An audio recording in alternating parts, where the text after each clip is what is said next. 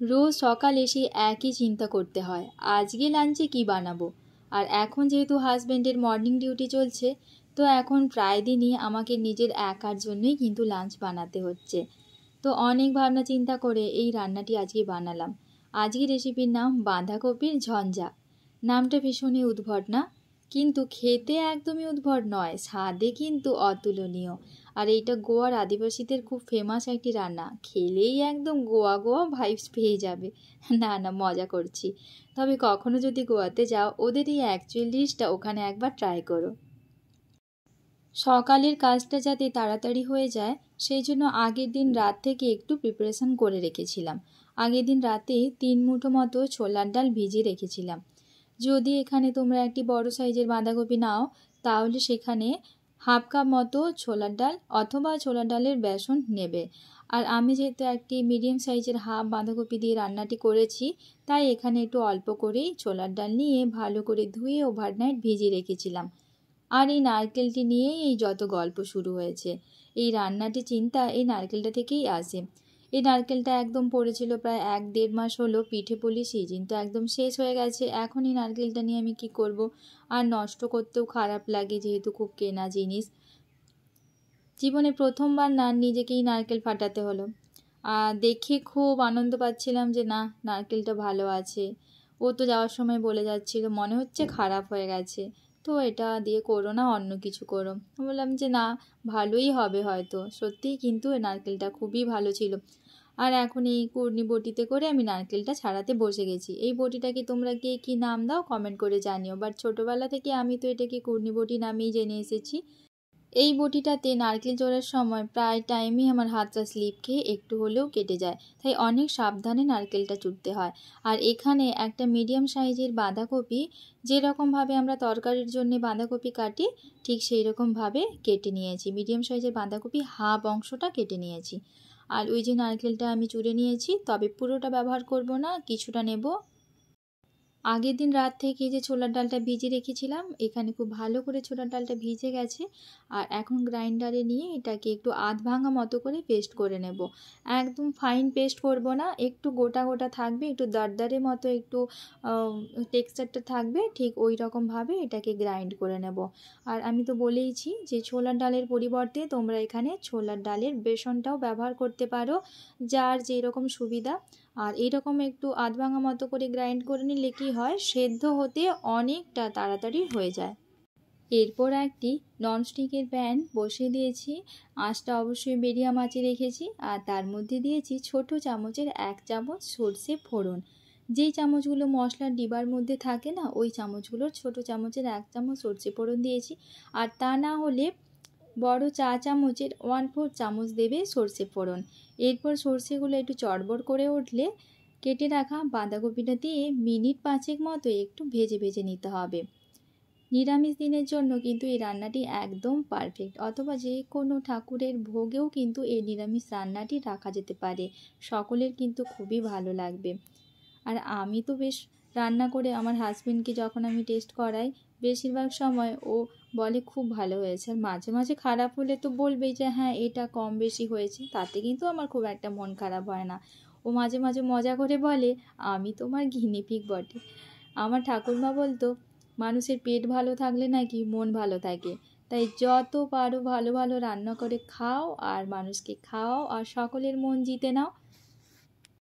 Minute 5 পরে বেটে রাখা ছোলার ডালটা আমি দিয়ে দিলাম। ছোলার ডালটা দিয়ে আরও মিনিট 5 মতো এটাকে বাঁধাকপির সঙ্গে মিশিয়ে খুব ভালো করে মিশিয়ে আবারও ভাজতে থাকবো।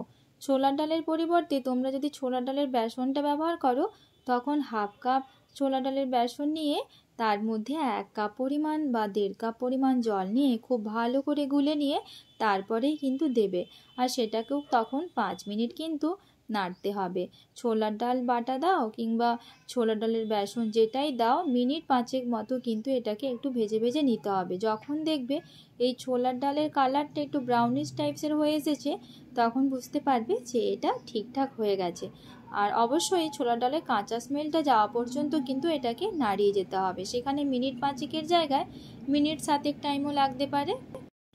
এরপর আমি অ্যাড করছি কাঁচা লঙ্কা বাটা, হাফ চামচ কাঁচা লঙ্কা বাটা দিচ্ছি। আর রান্নাটাতে আমি ঝালের পরিমাণটা একটু কম দিয়েছি, যেহেতু একটু মিষ্টি ভাব থাকবে রান্নাটার মধ্যে। আর দিয়েছি 4টে গোটা কাঁচা লঙ্কা আর বেশ খানিকটা কুচনো ধনেপাতা। কুচনো ধনেপাতাটার পরিমাণটা একটু বেশি আমি দিয়েছি। আর এই ধনেপাতার পরিবর্তে তোমরা কারি পাতাটাও ব্যবহার করতে পারো, সেক্ষেত্রে কারি পাতাটাকেও এরকম একটু কুচিয়ে নেবে। তবে আমার হাজব্যান্ডের কারি পাতার ফ্লেভারটা অতটা ভালো লাগে না, তাই আমি এখানে কারি পাতাটা ইউজ করিনি। তবে তোমরা তোমাদের পছন্দ মতো ব্যবহার করবে, হয় কারি পাতা না হয় ধনে পাতা। কাঁচা লঙ্কা বাটাটা দিয়ে আমি 1 মিনিট মতো একটু ভালো করে নেড়ে নিলাম। আর তোমরা দেখতে পাচ্ছ যে ছোলার ডালের কালারটা কিন্তু চেঞ্জ হয়ে এসেছে। এটা অলমোস্ট এটা হয়ে গেছে, আর কাঁচা গন্ধটাও না চলে গেছে, আর এই ফ্লেভারটা টেক্সচারটা জাস্ট এই রকম আসছে। আর এখনই না খুব সুন্দর একটা গন্ধ বেরিয়েছে। এইদিকে ভাজাটা তো একদম রেডি হয়ে গেছে। এখন এর মধ্যে আমি জল দিয়ে দিচ্ছি। একটি বড় গ্লাসের পুরো 1 গ্লাস জলটাই এখানে আমি ব্যবহার করলাম, এর বেশি আর আমি জল দেব না। খুন্তি দিয়ে ভালো করে মিশিয়ে নিলাম। এরপর এর মধ্যে ছোট চামচের 1 চামচ হলুদের গুঁড়ো আর হাফ চামচ মতো লবণ দিলাম। যেহেতু এটাতে লেবুর রসের ব্যবহারটা রয়েছে, তাই এখানে আমি এখন লবণটা অল্প করে দিলাম।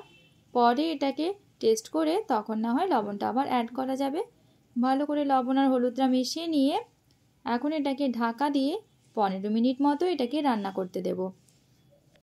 আঁচটা কিন্তু অবশ্যই মিডিয়াম ফ্লেমে রাখবে।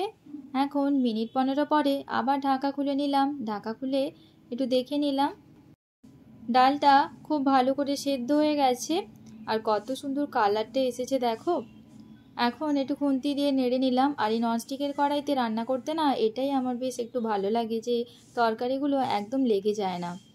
দেখো কত সুন্দর কিন্তু কড়াইয়ের গা থেকে ছেড়ে আসছে। এখন এর মধ্যে নারকেল কোড়াটা দিয়ে দেবো। আমি তো প্রথমেই বলেছি এখানে পুরো নারকেল কোড়াটা আমি ব্যবহার করব না, যেহেতু এখানে বাঁধাকপির পরিমাণটা আমার কম আছে, তাই এখানে 2 মুঠো মতো নারকেল কোড়াটা দিয়েছি। নারকেল কোড়াটা দিয়ে খুব ভালো করে মিশিয়ে নিচ্ছি। তোমরা আমাকে কমেন্ট করে জানাও কে কোথা থেকে আমার ভিডিওটি দেখছো। যদি তোমরা ইউটিউব চ্যানেল থেকে দেখে থাকো তাহলে আমার চ্যানেলটি লাইক, শেয়ার এবং সাবস্ক্রাইব করে নেওয়ার অনুরোধ করলাম। আর যদি ফেসবুক পেজ থেকে দেখে থাকো তাহলে আমার পেজটি লাইক এবং শেয়ার দেওয়ার অনুরোধ করলাম। এই সময় লেবু রসটা দিয়ে দিচ্ছি। 1 কোয়া মতো লেবু রস আমি এখানে ব্যবহার করছি, তা না হলে তোমরা এখানে 2 কোয়া তেঁতুল ভালো করে ভিজিয়ে ওটাকে চটকে নিয়ে ওর পাল্পটা এখানে ব্যবহার করতে পারো। আর 1/4 চামচের একটু বেশি চিনি দিলাম। আর এটাকে এখন মিনিট 2-3 মতো ঢাকা দিয়ে একটু কুক করে নেব। প্রথমে সব কিছু ভালো করে মিশিয়ে নিতে হবে, তারপরে এটাকে ঢাকা দিয়ে মিনিট 15 মতো কুক করে নিলেই রান্নাটি একদম রেডি হয়ে যাবে। আর খুব সুন্দর খেতে হয় কিন্তু এটি, তোমরা অবশ্যই একবার হলেও এটাকে ট্রাই করো আর আমাকে কমেন্ট করে জানিও। এখন রান্নাটা একদম কমপ্লিট হয়ে গেছে আর আমি গ্যাসের ফ্লেমটা অফ করে দিয়েছি। আর এখন একটি পাত্রের মধ্যে সার্ভ করে নিচ্ছি।